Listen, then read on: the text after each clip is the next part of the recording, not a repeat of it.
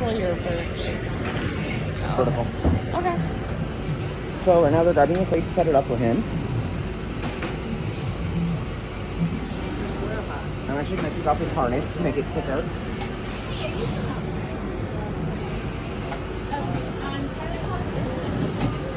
So you're setting up the crate for him. And I took off his harness because this one's a little short for the harness. Yeah. It's a Some little bit crates are a small. little bigger, so. The one at Expedition Everest is a little bit bigger. But you can still fit in this one, just see how that fits. Yeah. So I set it up. They've got here. I'm picking around in a shaded area for the dogs. Some indoor rides have air conditioned areas. We put it up back there. We're testing. We're watching.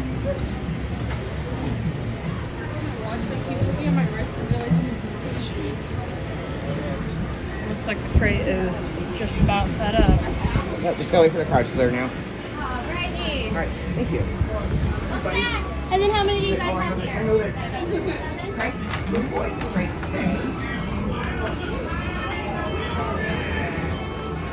Good boy.